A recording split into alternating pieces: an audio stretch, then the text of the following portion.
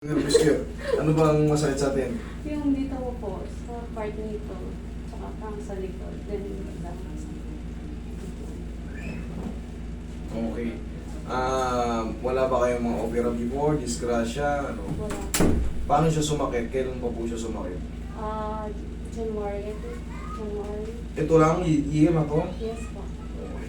Wala kayong opera, disgrasya, basta na lang sumakit? Opo. Sa tingin nyo, ano yung... Pero yung sa findings ng x-ray ko is scoliosis. O yun, scoliosis, it means yung likod nyo, bengkong. Ano yung ibig sabihin bengkong? Tabi scoliosis. Siyempre makikita yan pag in-x-ray ka. Okay, sa mga scoliosis, normal lang sa inyo na pag napagod, mas mabilis kayong mangawit. Mas mabilis mangawit yung malikod nyo kasi yung likod nyo, nakatabi nga, mas mabilis makompress yung mga disc. Okay, alam ko na yan. Pero madali lang yan. Kaya mo natin. Okay? Reset lang yung likod nyo. Tapos, boom! Para kayo pinukuha ng pangmanganggalang ng likod nyo. Okay? Pagpabilis. Scoliosis treatment. Ano lang to? Reset. Reset.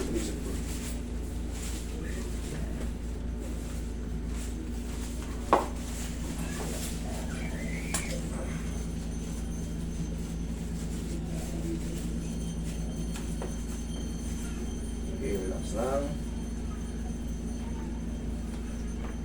Oh. Tayo kayo, ma'am. Tayo.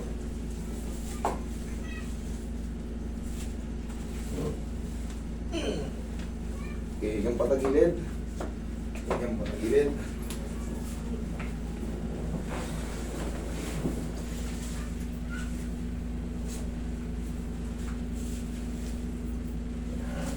Straight lang to. Okay, relax lang. One more.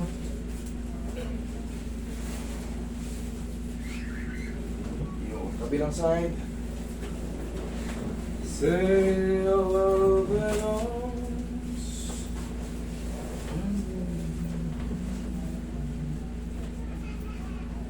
Okay, yan. Okay, relax lang. Yun. Tihaya kayo. Ayan. Sige, higa lang kayo. Ayan.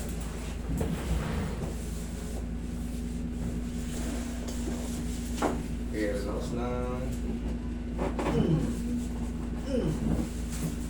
Mararamdaman nyo mag-uusugan yung mga buto nyo. Magtutulog-tulogan yan. Pero that's normal lang. Okay, napa. Pa. Kasi pag tagal ko ng upo, masakit. Nawit na yun dahil sa compression. Compression ng mga disc. Hindi lang na-explain sa inyo kung ano yung mga magiging kaakibat ng mga may scoliosis. Pag may scoliosis kayo, ano bang pagkakaintindi mo sa scoliosis? Ha? Ma'am? Tabingi yung spine. Pag sinabi ng doktor, kasi hindi basta, pag mga mild scoliosis, hindi basta-basta makikita, kailangan niya kapain or x-ray. Pag hindi marunong yung, umaga, pag hindi alam, walang knowledge sa ganyan, hindi malalaman kasi kung baga titignan lang sa sariling mata-mata lang.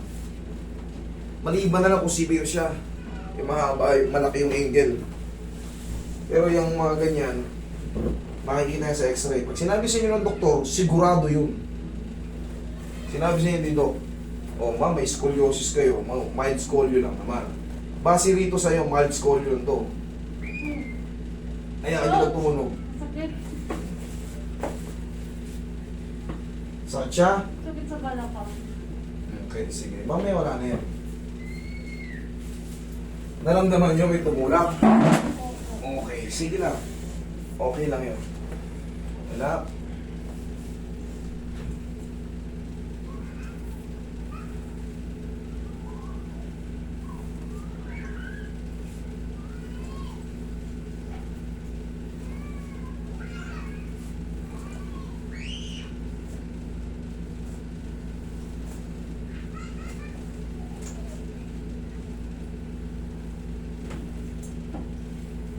Ihaya kayo, ma'am.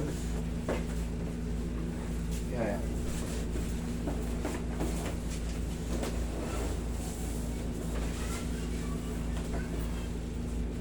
Tupin niyo po yung tuhod niyo, ma'am.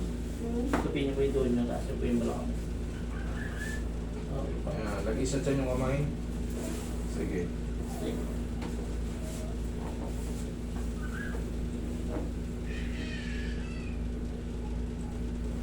Relax lang. Inhale. Exhale. Pag pag magpapatrip po kayo sa mga ganitong mga adjustment, mas maganda mag-ano kayo, malong, tapos t-shirt lang na decolor. Tapos wag po kayong magsuot ng mga mahigpit sa panloob. Kasi mamasachin po yung dito nyo. Matatamaan po yan. Kasi yung mga yung nganay na yan, magkikreate yan ng mga spasm, yung mga muscle nyo tumitigas. Okay?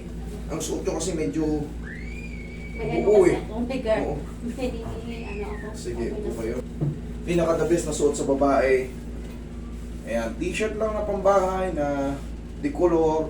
Tapos, malong. Yung ganito, yung square pants. Square pants ang pinaka-the best. Tapos, mag-cycling kayo panloob. Yan ang pinaka-maganda. Pag sa babae, sa lalaki naman, pang-basketball na short. Lalo kung kayo ay may sakit sa tuhod, lower back pain.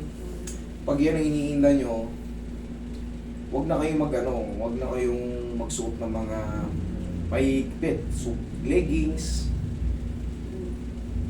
jeans, pantalon, na mao.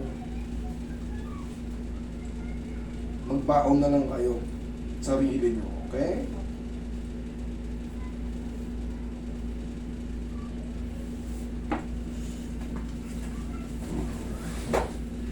Tayo kayo, ma'am. Ganito lang. Yung may mga scoliosis.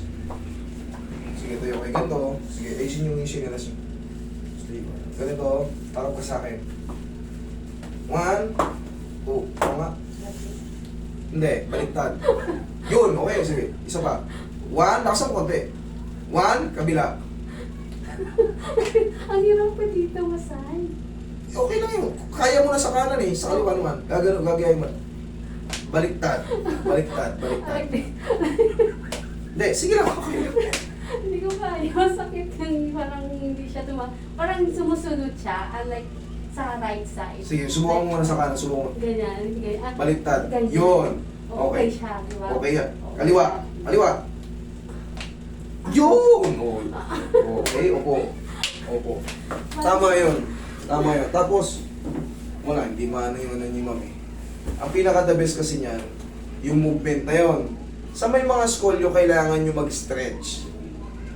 Manood kayo sa mga YouTube ng stretching, pero upo kayo dito ma'am. Pakikita ko kayo ng mga stretching, upo kayo dito. Sa may mga scolio or yung mga spine problem, for short na lang, lumuhod kayo sa kama nyo, dumi pa kayo ng ganyan, para lang kayo yan, dumi pa kayo ng ganyan, tapos ang bilang lang, 1, 2, 3 ha, tingnan nyo ha, 1, 2, 3, tapos yung tinatawag na cobra pose, 1, 2, 3, huwag yung tagalan ha, kasi masakit din yan, tapos isa pang balik, 1, 2, 3. Yun lang. Tapos, pagtayo. Tapos ngayon, haplusan nyo naman ang pagmamahal nyo. Yung abot nyo lang. Anuhin nyo ng pau. Ganun lang, araw-araw. Para nasasanay yung likod nyo, na nabibend, na-i-stretch, yung mga joint hindi makompress. Once kasi meron kayo scoliosis, automatic na may compression. Okay? So pag napagod kayo sa trabaho or matagal kayo nakatayo, matagal kayo nakaupo, nagkikreate ng alay. So anong sagot? I-stretch, tsaka mararamdaman nyo may mga tumutunog, di ba kanina? Normal lang yun pero hindi kayo mapipigay. Kailangan lang mangyari yun para makarelease yung mga stress na list. Okay? Kumusta yung pakiramdam nyo? Magaan na. Okay, salamat po. Ma'am, huwag lang kayo maligo today ha. Yes, pero bukas. Bukas pwede na po. Kung mamayang gabi, Mga alas 9, alas 10, pwede pa kayo maligo. Okay? Huwag lang yung pag-uwi nyo. Maaga po. Okay? Thank you so much.